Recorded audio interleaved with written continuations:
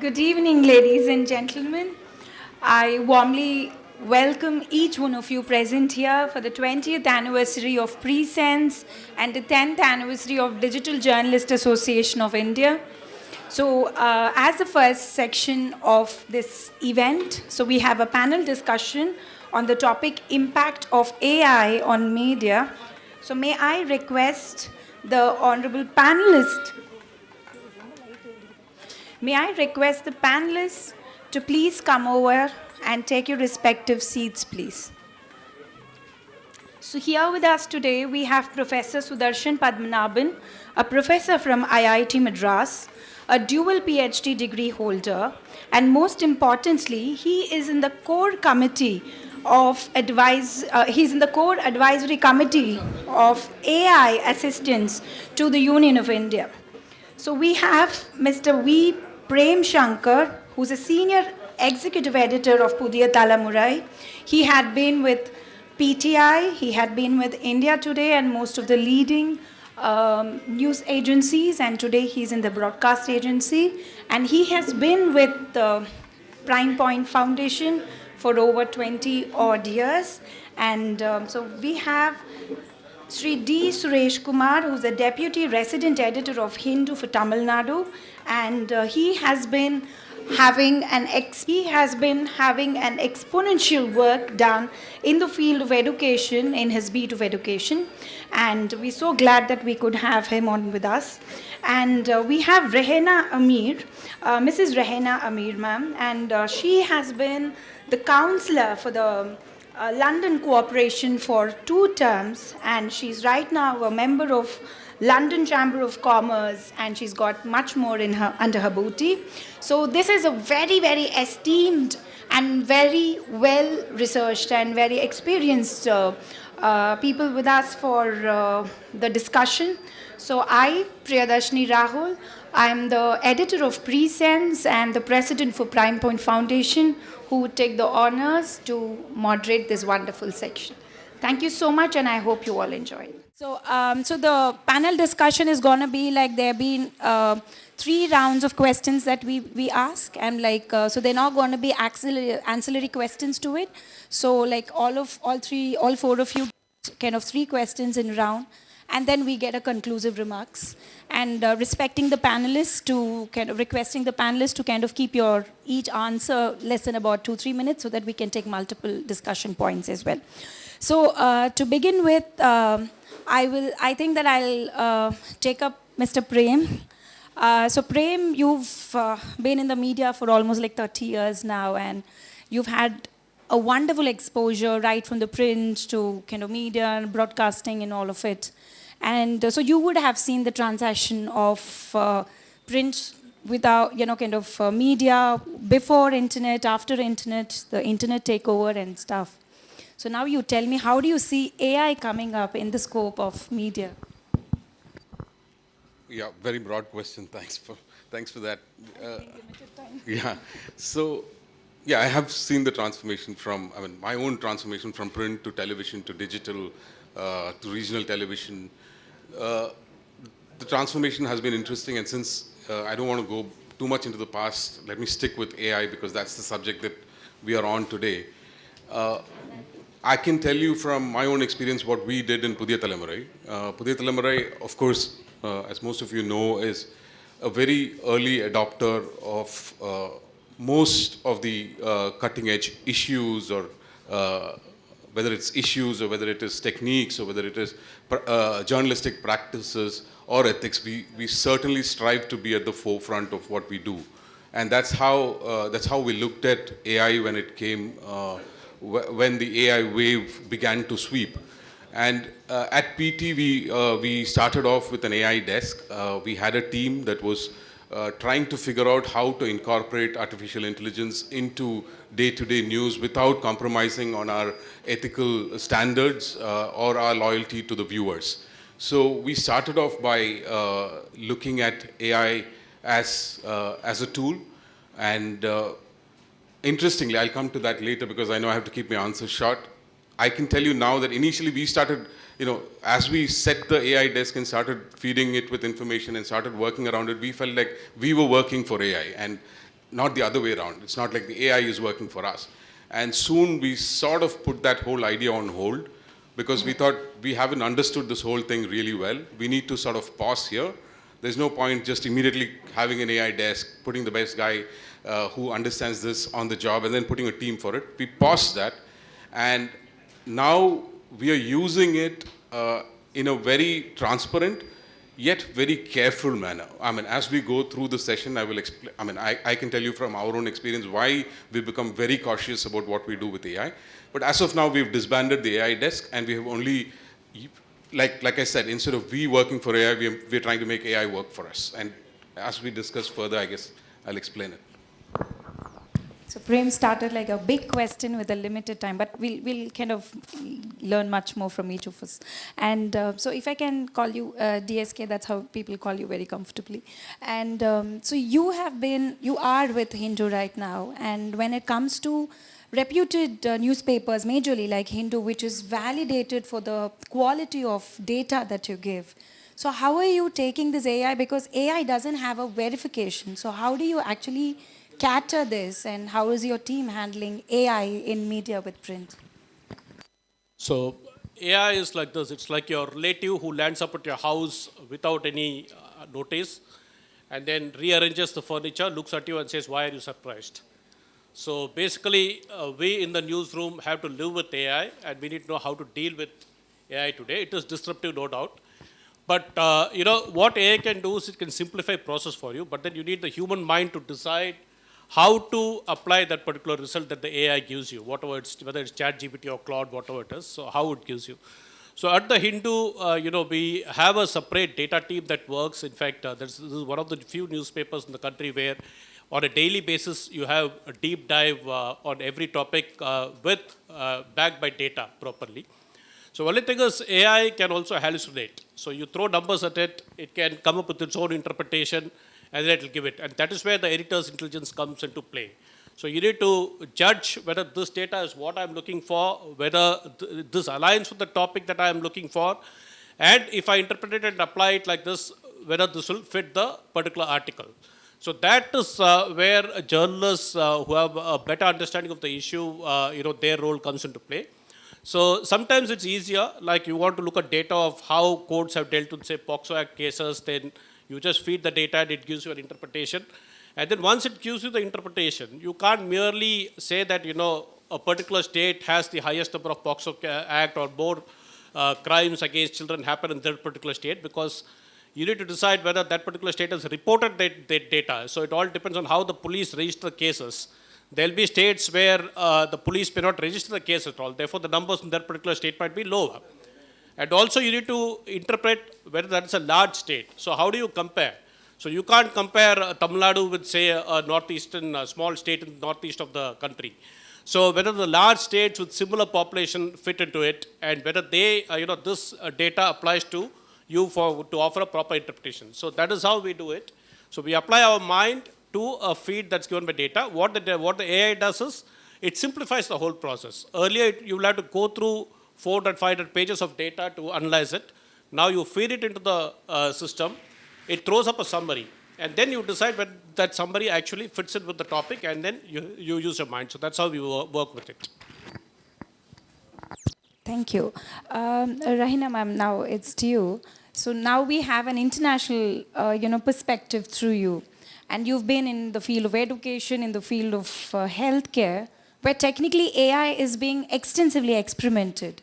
Having that in hand, India as a country, you see that we are in a hurry to first of all cater and understand this technology even before it has landed completely. Is that the scenario globally? First, I need to understand that. Is the entire world in a rush to cater AI and get that expert understanding, or are they waiting it for settlement? Hello. Yeah.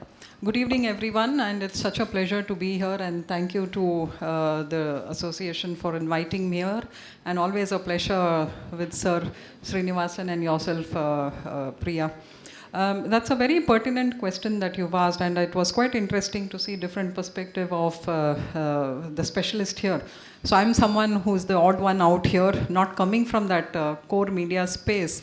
But in globally, if you see, it's the scenario is the same. If you see, and we cannot say that AI is landed comfortably in every region or every country. Everyone is learning in this journey. And the only thing is the hype it has created. And I think because of the hype, there's a kind of urgency, there's a kind of like countries feeling, oh, we are way behind this learning curve. So that's one fundamental thing. And of course, in the Western world, the way, the world which I come from in the UK, and if you see globally, the way AI is perceived and implemented varies across different regions. Whereas in the US, if you see, it's very industry-led. Whereas if you see in the UK, it's more innovation-led. It's pro-innovation. There are no strict regulations as such. Of course, they've just given, how do I say, the flexibility to make AI work for innovation, for the betterment of the development of the various communities. But whereas in EU, if you see the European Union, it's more of strict regulations. They are very particular about data. It's very regimental, rigid. Whereas when you compare this across India, if you see, one good thing is now everyone has our smartphones, so access to information is very easy. So the focus for India is more a digital India. That's the initiative where, or the mindset. So if you see across different nations, the way AI is perceived and how it's going to fit into different mediums or different communities, that's how it is. But one thing I could say, what Mr. Shankar as well said, AI is just a tool. And this we shouldn't forget. So it's like now the new gadgets has come, everyone is quite excited. It's now this new fashionable tool that everyone wants to learn, everyone wants to own it and understand it. So that, it's a kind of an exciting journey which has started. But I think over the period, people will get settled, because that's how even when I started my career in tech, we had DOS or Lotus. We were all excited about it. But over the period, it just became a normal life. So I'm sure this is how the journey would be for every region, and especially in India, the excitement is a bit more. And so I'll just wait to see what the other experts have to say, and yeah. True, very true. We may not invent them, but we harness them very well. Actually, that's the reason we want to kind of, in a rush, to learn the concepts as well. So, Sudarshan sir, I think I'm sure you would have been tired asking, answering this question, but we are forced to, give you this question one more time. You are in the, kind of advisory committee to the Government of India that is working on AI. So I'm sure there's a lot of burden and research that you are doing from your end as well. But whatever said and done, finally it comes to the government, how the government is going to kind of put things into order. So what does the government have in mind? What is it they're wanting to do? Actually, I'm part of this think tank called Center for Responsible AI, which is housed in IIT Madras. I work in the area of AI and ethics. So this is, though I'm not actually a health care expert or health system expert like Ms. Rahena Ameer, and also I'm not a journalist, but we deal with a lot of issues with respect to deep fakes and other things in the classroom. Because when students ask us about information, then we have to be, really careful in terms of how we explain things. And AI has become a shortcut for everything. Earlier, it was Google, now it's ChatGPT or whatever. So the government is actually, I think, Ms. Rahena Ameer was very, clear about this. European Union is very, very, very rigid and extremely strong in terms of regulations, whereas the US has no regulations. So India is all, as usual, caught between these two countries. So we are pushing more for voluntary compliance. So I was just reading the report, and they are pushing more for voluntary compliance. And the big tech companies, we don't know how they will comply with many of these voluntary requirements. They call it non-binding requirements. So as a person who works on philosophy and ethics, I'm not a great fan of these things. And I'm also not a great fan of what the European Union is doing, because it's extremely rigid, and people feel that it will stifle innovation. So we need to have a much more nuanced understanding of how to go about this innovation process, and also ensure that it's a responsible AI, not just AI that completely goes, without any control. So that is but if you ask me honestly, the government is also talking to all the experts and trying to gather some kind of a sense in terms of where we should go. So we don't have a very clear path. So the government is also waiting and watching. And there are many committees, and then hopefully we'll have some clarity in the near future. Thank you. Prem, so now that we understand when it comes to the media particularly, like what DSK has said, that yes, it actually helps you kind of read a larger, bunch of pages, like as what it is for law. But the challenge again comes, Prem, because it all depends on the prompt you give. So the prompt is technically the decider of what your output is going to come. Imagine if the prompt is going to be kind of having its own loopholes, and it's going to be a challenge. So now at this particular time where there are no regulations in place, but the challenges are multifold. So as heading in such a big, media house, tell me, how are you handling to fix this AI in your current? Yeah, like I said, I think the best learning for me since the time we adopted or tried to adopt AI in Thalaimurai, the learning is that I don't know anything. Like I have no understanding of this technology, and it's basically the foundation of it itself. A lot of people have questions about, like Mr. Sudarshan was saying, they are in the ethical committee. I don't know how you're assessing the ethical part of it, where it's going wrong. Like you were saying, EU has been very rigid, and EU has sued Meta for stopping other chatbots from getting into their AI mechanism. I mean, that's how strict things are getting. So where is the ethical standard? Can't Meta stop its own other AIs being used on its platform? Why should it be challenged by EU or the EU AI Act? So a lot of things I don't understand. So when I approach this as a part of a team that's running a vibrant television channel, a news channel, I have to be very careful before I even think about saying, putting a team behind it. And, the question that you asked, Priya, about the prompts that we use.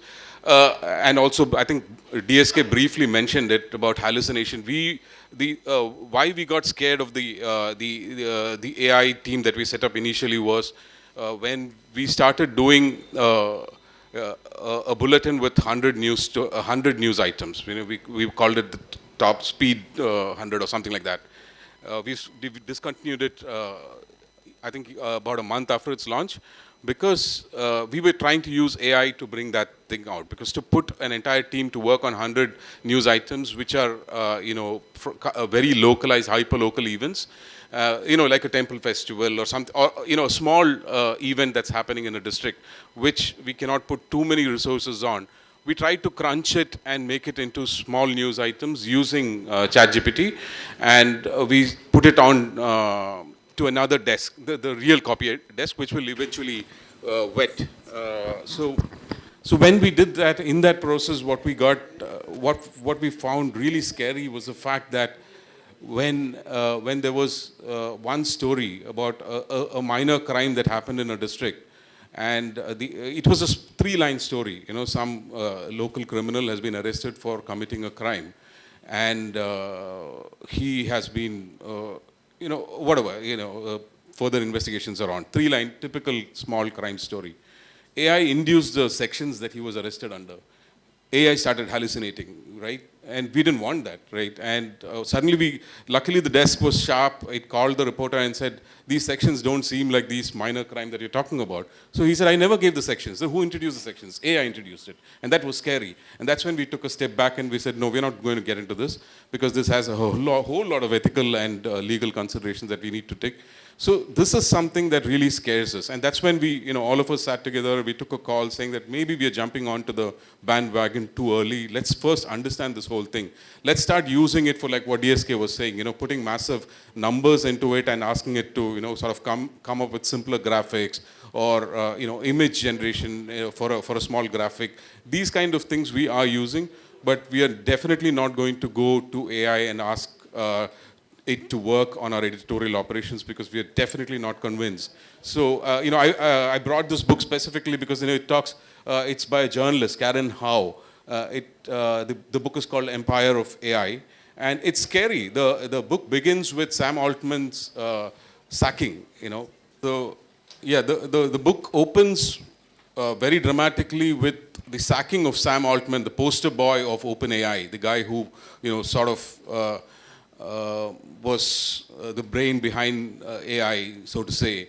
And the book begins with a sacking. And it's as a journalist, for me to read that story itself was shocking because I didn't know. I thought Sam Altman was the guy, that we are all looking at. And he was sacked and he was reinstated after a few days, I think after a couple of days by the same board that eventually sacked him. There is so many shady things that are happening behind this that we're not understanding. Why was he sacked? What did he do so ethically or, wrong in terms of what they were doing? And AI itself was supposed to be an open source software, and suddenly it becomes a for-profit organization after it joins with Microsoft. So too many shady things happening is what I felt. That's what a lot of us in our team felt, and we said let's take a step back, breathe in, and then find out how this is going, and then start adopting it. So DSK, coming to you, I just, so now we spoke of the prompt and the challenges and all of it, but I presume that you're using AI handy. So such being the case, so AI is not like Google. I'm sure all of us agree on it, because Google was just the information giver.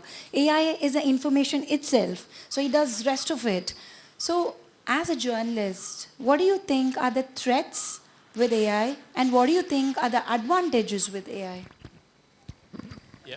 So I'll also go back briefly to the previous question that you asked, Prem. You're asking about the prompts. So I was clearing a copy, and there was one sentence which said, which read, "The artist moved a chariot that was stuck in his hometown, Tiruvallur." So I was confused what exactly the sentence means. So I called the reporter. I said, "What exactly happened?" So she said, "This is a sentence from the press release which says, Kalaignar Tiruvallur, தன் சொந்த ஊரான திருவாரூரில் ஓடாத தேரை ஓட வைத்தார்." So she gave the right prompt. Basically, the reporter fed the press release and gave the right prompt saying that please translate it to English. Now, the point is, AI does not understand that Kalaignar is artist, as well as it's a reference to a local leader, the former Chief Minister, Mr. Karnanidhi. Right. So it translates as artist. Right. So this is the problem. When you give a prompt, even though you may think it's a perfect prompt, unless you understand the local context, that copy is not publishing worthy. Right. Worthy of publishing. So this is where experience and your own understanding of the local issues comes into play, right? So AI, now there is some sense of fear. Like, we had an editorial meeting where one of my colleagues, younger colleagues, she said that, "Sir, I used AI and then within 6 minutes, I got the complete background up." So my response was this: I just smiled and said, "Okay, now spend the next 6 hours doing journalism," right? So, all right. So because AI will simplify data, that's fine. I mean, it will give you it will give you a summary of, 400-page judgment. But then, how do you apply? So basically, but the thing is, people are journalists like any other field. They do have a threat perception. There is some anxiety level. They remain curious about AI, but also there is this anxiety that we will lose our jobs. Yes, there is no doubt.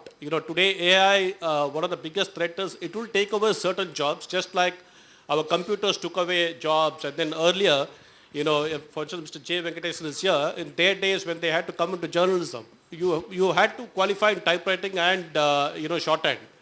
But now you don't need that shorthand. Now you just have to, you can even record it, and then there's software to transcribe it also. Right, so that way it's changing. So certain roles will change. Like your copy rewriting work, that might be eliminated, because the first stage you can feed it on AI and then do a human check on it and then give it for the next stage for processing. So that can happen now. So copywriting, or giving a good headline, or taking a big text and then giving it a prompt to generate a social media friendly, 140 character script. So those things it will do. So those kind of jobs will go away. But then there are certain things in journalism that will never change. Field reporting. Now, field reporting, unfortunately, is a very rare thing these days. I'm sure Prem also will agree on this, because now, in the age of Google and 24/7 television media, field reporting has become a casualty. But in the future, if you have to survive, it will depend a lot on the kind of field reporting, the groundwork that you do, investigative journalism that you do. So that will stand out. AI can give you a great perspective about Trump or what Prime Minister Modi says, what is behind his thought and all those things. But the local issue, right, today, if you notice which are the stories that do well, you may break the best of the stories, but ultimately for the common man, the story that matters is, why is it that Chennai roads are so bad that traffic comes to a crawling halt with just a mere 2-day rain? Right? Leave out the areas where the Chennai metro is there, but why is it that the same situation in the other areas also? So this is the story that touches the common man. So the human intelligence is where you decide, where you empathize with the common man, where you understand that this is the story that the common man needs. And you need to tell them these kind of stories. So these kind of field level, grassroots things will, grassroots stories will have the relevance whether there's AI or not. And then, people say that AI will replace humans. No, that's not the case. AI will replace journalists who refuse to learn AI. So the future is all about journalists who know AI, who know how to use it, who know how to adapt, right? Because we need to adapt to change. If we fail and if we refuse to adapt, then you'll be replacing, or some other journalist who knows AI better than us will replace us. The problem is that people have not still understood the seriousness of how deeply AI has reached. Like, they haven't realized, like I said, the relative comes, he changes all the furniture and says, why are you looking surprised? So, the disruption has happened. People are not realizing. The younger journalists who are not taking AI training seriously. When courses are offered, the response is very limited. That should not be the case. So you need to understand it, and then, you need to work with AI to do better journalism. So it's like your, intern that does not take any leave, that does not take any tea breaks. So you use AI as an assistant, right? As an assistant to deliver proper journalism. So I think that is the threat and the, future of AI. Well, so clearly explained. So, Rahena ma'am, so again coming back, medical, like the healthcare and education. So, 2 questions. One, is AI giving superficial education? Because the students are not flipping pages like what they used to do before. So, because AI does all the work. So, is all the knowledge getting hollow? I'm like, are not people knowing the roots of it? And the second one, very unfortunately, like they upload the reports to AI and then ask the medication from AI. So AI has replaced doctors, and that's very scary. So that again takes us back to understanding what is AI, because superficial understanding of what AI is, or superficial education.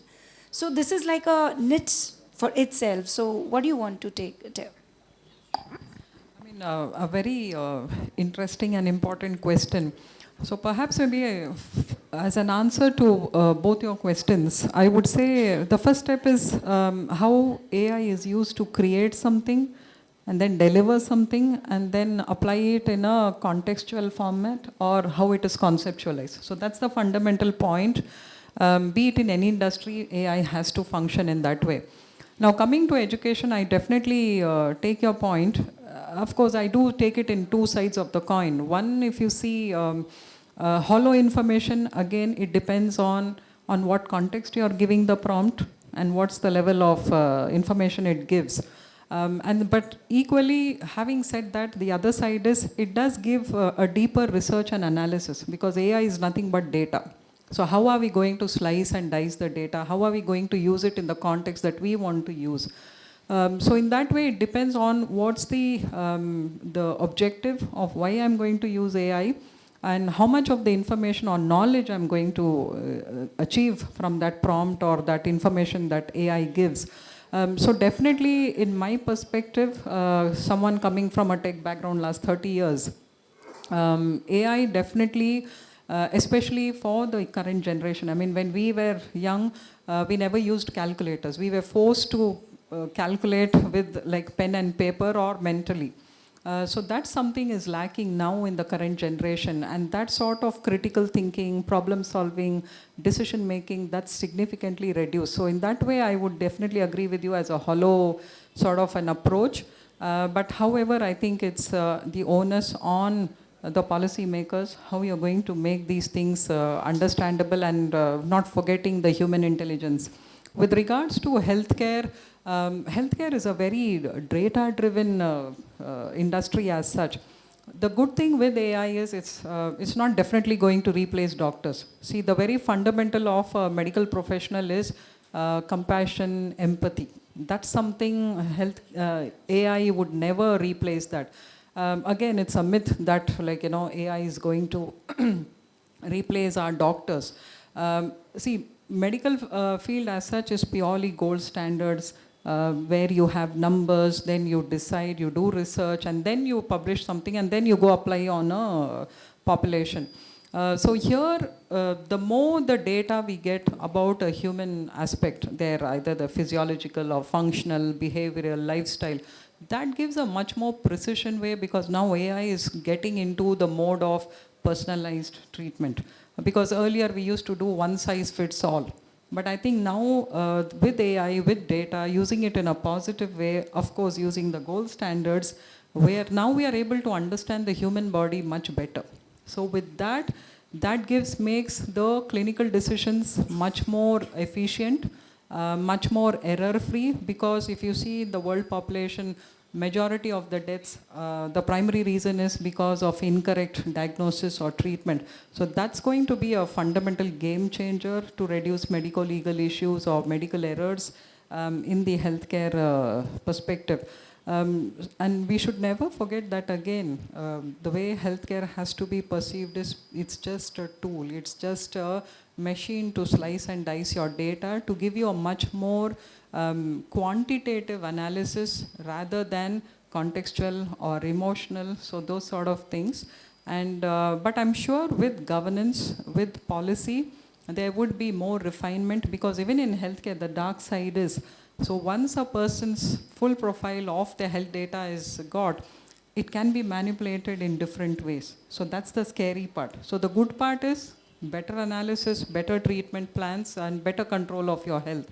But equally, the flip side is how that data is going to be used, so that there's no fraudulent activities, no sort of which would cause a threat to the human race as such. So I think those would be my points on the two questions you asked. Thanks. Thank you, ma'am. Thank you. That was really candid.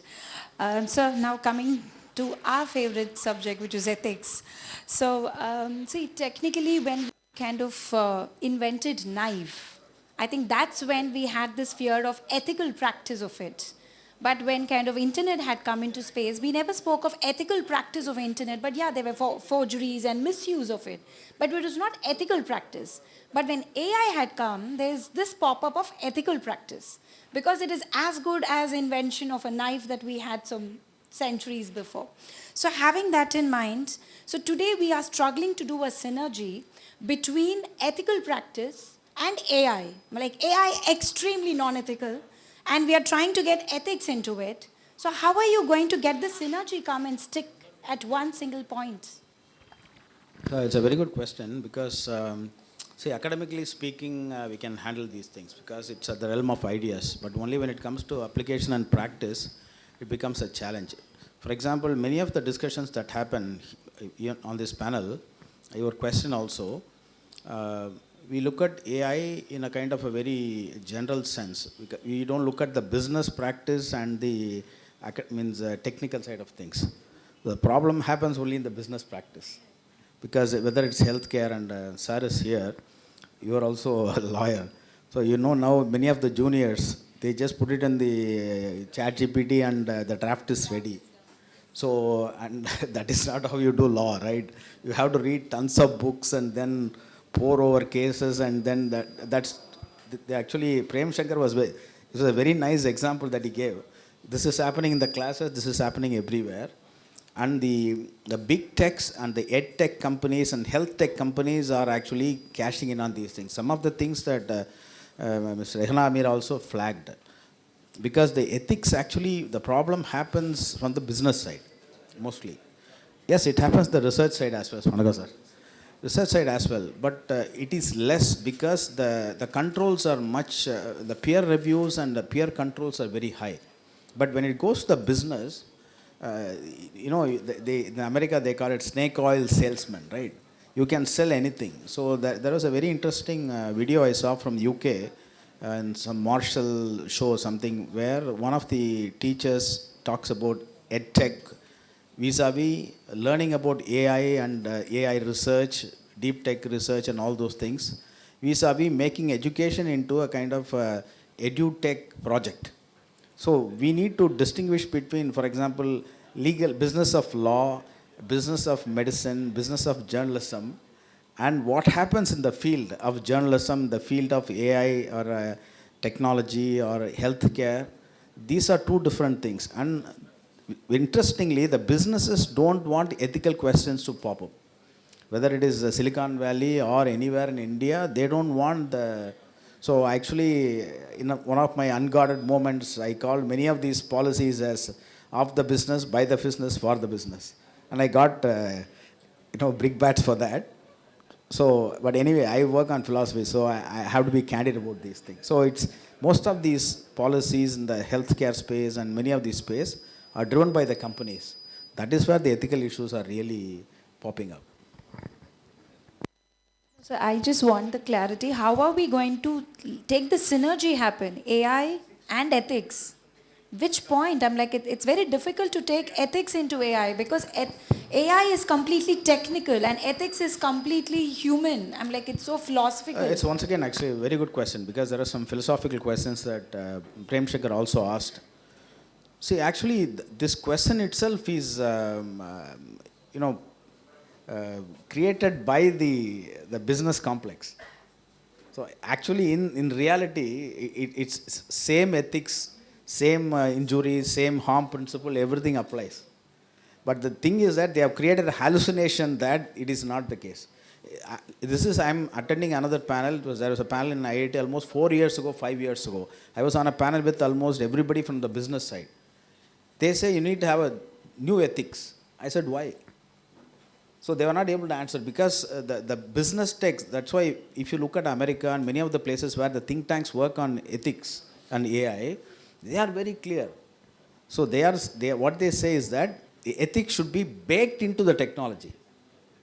That is not happening. And because they'll give all kinds of excuses.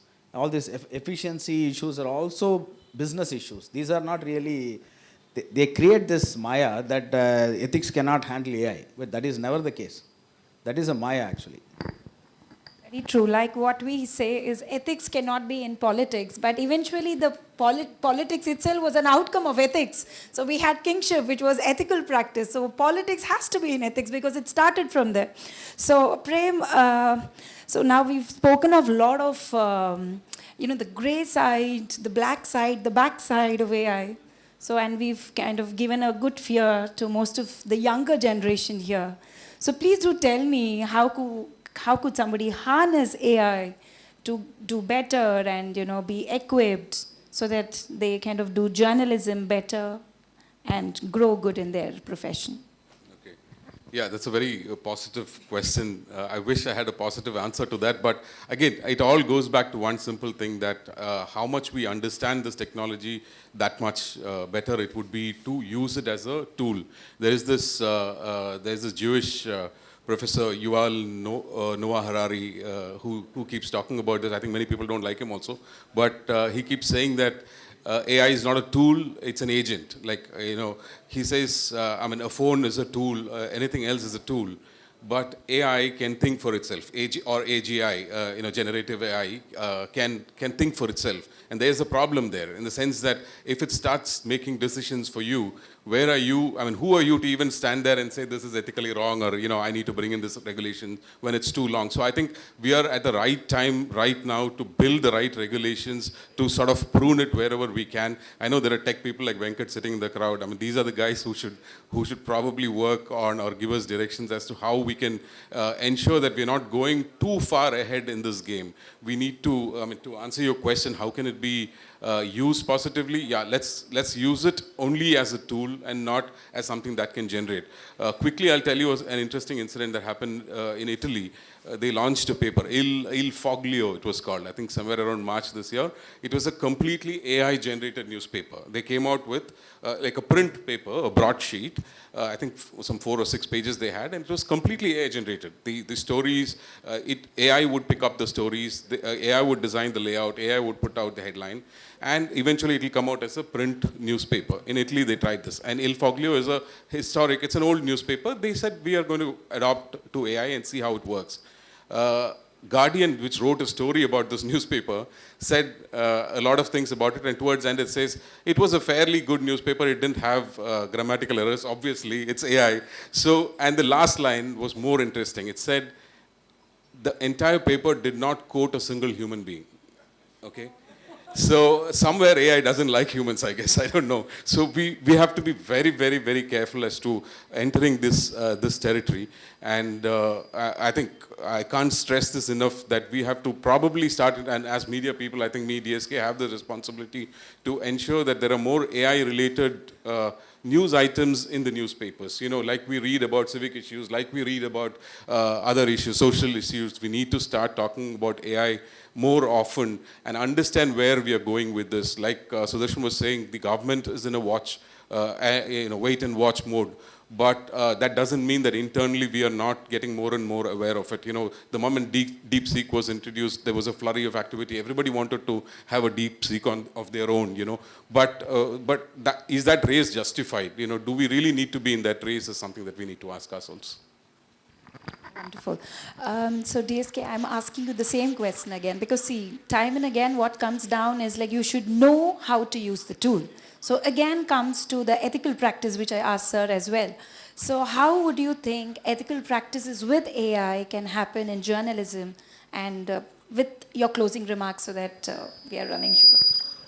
So basically how ethics is over into is you need to be transparent. I think newspapers or television media need to be transparent.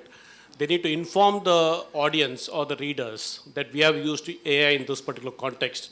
For instance, I think Federal on their website repeatedly mentions whenever AI is used to generate a particular story, they actually mention as a footnote saying that this story was generated using AI and had limited human intervention, or this was an agency story with which there was limited intervention. So I think that transparency helps.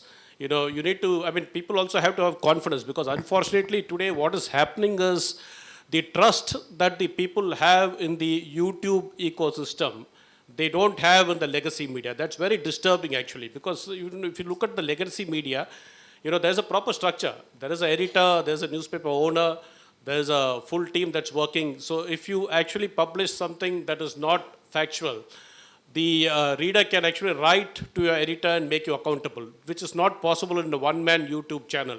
But unfortunately, it's not just the people, but also the political parties which engage and feed this YouTube ecosystem, which is very disturbing. So I think the response from the legacy media should be in being very transparent, disclose where you have used AI, and you cannot run away from AI, whether it's the media or any other field, you cannot run away. It's like this, we all, when we were in school, we would have read about the story about the monkey and the cab seller and the monkeys. There was a cab seller who went to the forest and he slept off, and then when he woke up, he saw the monkeys were wearing all the hats. And then an idea struck him, he threw the cap that he was wearing, and immediately the monkeys threw back, he collected it and went away. Now this man went and told the story to his son, and then at one point he had to retire, and his son took over the job of cab selling, like father, like son. He also ended up sleeping, and when he woke up, he saw that all the caps in the basket were gone. Then he said, okay, this is an easy trick. Let me throw my cap. My father has told me this. And he was surprised that none of the monkeys actually followed him. And then a little monkey just looked and winked at him and it asked, do you think only you have a father? Right? So now it is for us. This AI is like this monkey, right, which has evolved. Right? It's evolved. So we as humans now need to decide how we deal with this monkey. Do we just ignore it? Do we just think that it's just making some passing antics and ignore it, leave it and then move on? Or do we understand and learn how to deal with this monkey so that we get the hat back? So that is how it is. So we need to engage, we have to incorporate AI. There's no escape from that, because if you don't do it, the competitor is going to do it. So there's no escape from that. It all comes down to responsible use of AI and ethical use of AI, which I'm sure the legacy media will do, but it's also going to be increasingly difficult because there's, we consume news not just through the legacy media, we also consume through the WhatsApp university, right? So now in Tamil Nadu, we are going to face a real challenge in next elections. Hardly about 3-4 months away, you're going to be flooded by AI-generated deep fakes where you need to use your own intelligence to distinguish what is right, what is wrong. So, somebody once told me that, a politician has confessed. There's a video of a politician confessing that he did, indulgent corruption. So I told him, no way, right? This politician is somebody, you run him through a lie detector test that's been made by the ISRO also. He would not confess. So you need to know, whether to trust that particular politician or not. So whatever you get on WhatsApp, you don't trust it. So that is the biggest challenge, and the election, it will be the big, big challenge, because already 2021 we faced a lot of issues, 24 also we faced issues. This election, we all know in Tamil Nadu, it's not going to be that easy. So I think we really have to brace for, a situation where we have to spend extra efforts to distinguish between the real and the fake and deliver the positive news for the audience. Let's hope we do it. Thank you. I think this will again get us back to quality news, the authentic news coming back to the agencies rather going to, the YouTube and the internet. So Rahena ma'am, coming to you. So again, I think I'm going to take the same question to all of them, because all from different walks of the fields. Ethics, coming back to ethics. So please do tell me, how do we manage ethical practice of AI I understand it's a tool, you keep it to your limit, but teaching ethics is the most toughest thing. And teaching ethics to educators is the even most toughest thing. So how is it you think you can handle it? I think it's been a wonderful panel discussion here. I think all of you all, the experts here, have touched about ethics, governance. But I think we, as someone who's responsible for the communities around us, take a step back. Let's go to the basics to see what ethics means, what governance means, what legislation means. I think once we understand that, and we want to humanize AI, and humanizing AI will happen only with ethics, governance, legislation. So that's I would say, we as the torch bearers for giving the next generation some direction, is where we can bring in our expertise, our knowledge of what we've lived these years with our experiences, and show and make AI human. Teach it emotions, teach it empathy, teach it truthfulness, integrity. So that value-driven approach has to be brought in only through ethics and governance and regulation. So once that is brought in through the regulators, through the policy makers, then I don't think we really need to worry whether AI is going to be a boom or a bane. On that note, I would say, be it whatever field, just not education. I think it's much more fundamental to it that policymakers, think tanks, of course the media has a very big role to play in this, on making people think about ethics, compassion, values, integrity. And once that is done, I think media can play a powerful role in this to humanize AI, so that we will be feeling assured that the next generation will use their common sense on using the way AI has to be used. Thank you, ma'am. I actually thought of looking at it in a different, probably a slightly different perspective from what you said. Instead of humanizing AI, which I personally disagree, I don't think you can actually incorporate human values into a technology. Or should we not rethink to be human? let's humanize human beings. I think that's most important. Probably once you humanize human beings, so then we'll know where to stop technology and where to take humans in front. I think that will be a slighter deviation from, you taking it. I think it's time that we humanize human values. So, sir, um, our professor, the last words from you. So all coming back to ethics, and which is your subject.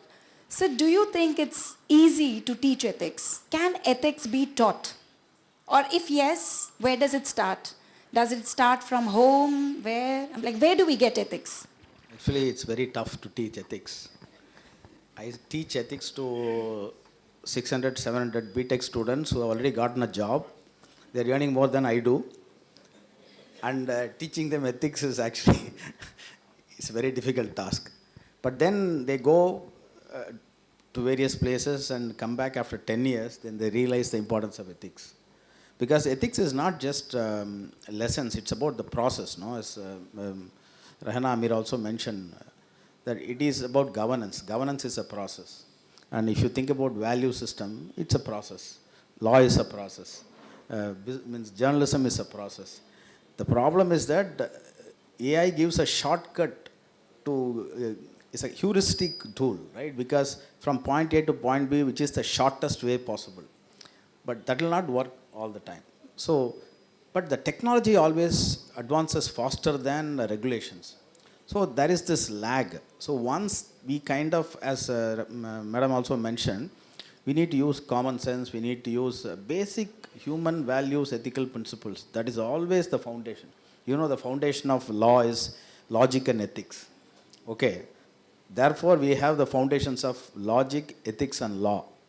And we have to look at social justice, create an environment of social justice. Actually, I am working with my PhD students on an ecosystem of social justice and AI trust. So basically, in India, we have to discuss this AI and trust based on social justice. I'm not talking about just the political understanding of social justice, but generally with such variations in region, religion, culture, language, AI is not a straitjacket and one size fits all. So we have to really, as DSK was just mentioning, it's going to be very interesting. They have the tough job I'm going to enjoy because the reporting, and I'm going to give all kinds of comments to my students. So earlier I had to read only, my father made me read 4 newspapers on Sundays. Dinamani and Dinamalar and Hindu and Indian Express. So I have to read everything from top to bottom. But now these guys have everything on the tip. So probably they'll be more information savvy. But are they analytically savvy? Are they able to analyze? Are they able to really critically think about things? And that is where probably we are kind of stuck. And AI gives a shortcut. So once we kind of tell them that, they need to probably think through things. Then I think will be, now it's a challenge, but hopefully things will change for the better. Thank you. Wonderful, sir. So, Rahena ma'am, thank you so much for giving us that international perspective, and and we are so glad that you made us, you gave us that alarm bell again, that India is always ahead of technology, and that's the reason we are in the rush to kind of learn and harness the technology. And thank you so much for your time, your experience, and we really had a wonderful conversation. And Prem, a great friend, but you've really done extremely very thoughtful steps in the organization that you belong to, and I'm sure that you're going to do great, and I'm sure you're going to harness AI soon, and all the very best for that. And DSK, thank you so much for being with us today and giving us that confidence that AI is not a very scary tool, but you have to learn it, and it's like an art, and you have to learn it to survive, to be in the industry that you belong to. And Professor, thank you so much for re-emphasizing all of it comes back to the ethical practice of each and every one of us. I'm so glad that all of you could make it for today, and I really don't have hearts to let them go of this conversation, but my time doesn't permit. So with all your respect, and can I have a standing ovation for this wonderful bunch of guests who are with us, who have shared their thoughts. Thank you so much for being with us today. May I request Siddharth Mani, our team member, to please come over to felicitate Professor Sudarsan Padmanabhan with Angavastram and a memento. May I request Sridhar Raj to please come over to felicitate V. Prem Shanker with Angavastram and a memento.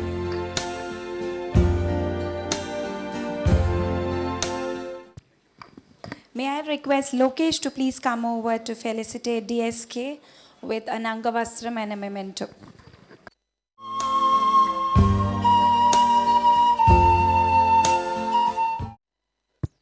May I request Parthasarthi Reddy to please come over to felicitate Mrs. Rahena Ameer with Angavastram and a felicitation memento. I'm just stealing 1 minute of you. I think Priya did a fantastic job, of asking the right questions, so she deserves a big round of applause.